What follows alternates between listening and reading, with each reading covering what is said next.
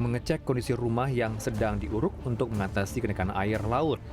Bersama tetangganya, Muhid terpaksa meninggikan bangunan rumah yang separuhnya sudah terendam air laut atau rop pada Minggu siang.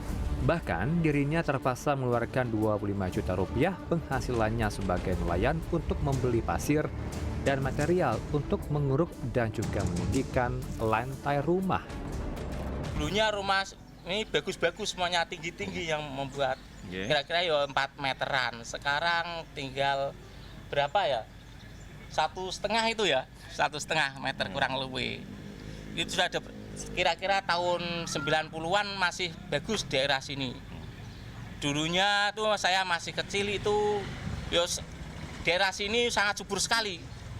Dari tambaknya, pertaniannya, baik itu pertanian padi maupun palawija, bagus sekali daerah sini. Tidak hanya menyerang permukiman, kenaikan air laut atau rop telah mencapai Jalan Nasional Semarang-Demak. Tentu saja hal ini mengakibatkan kemacetan parah serta mengganggu kelancaran transportasi yang berimbas ke perekonomian masyarakat sekitar dan pertumbuhan ekonomi daerah. Dalam kesempatan yang sama, Menteri Pekerjaan Umum Dodi Anggodo mengatakan, pemerintah telah bergerak melakukan berbagai penanganan darurat termasuk normalisasi Sungai Dombo dan sungai lain di sekitarnya, serta mengerahkan 4 unit eskavator dan 10 unit pompa mobile di beberapa titik rawan rop di daerah Sayung dan sekitarnya. Pemerintah terus memastikan rencana pembangunan Giant Seawall di daerah Pantura, Jawa Tengah. Proyek tanggul laut raksasa terintegrasi tol Semarang-Demak tersebut merupakan bagian dari infrastruktur vital perlindungan kawasan pantai utara Jawa dari ancaman rop dan perubahan iklim. Sementara itu, Menteri Koordinator Bidang Infrastruktur dan Pembangunan Kewilayahan Agus Harimurti Yudhoyono menyebut, tanggul laut raksasa atau Giant Seawall tidak seluruhnya dibangun dari beton. AHY menjelaskan, proyek ini akan memakai pendekatan integratif. Tanggul beton hanya digunakan di lokasi tertentu, sisanya bisa diganti dengan solusi alami. AHY menjelaskan, proyek ini akan memakai pendekatan integratif. Tanggul beton hanya digunakan di lokasi tertentu, sisanya bisa diganti dengan solusi alami.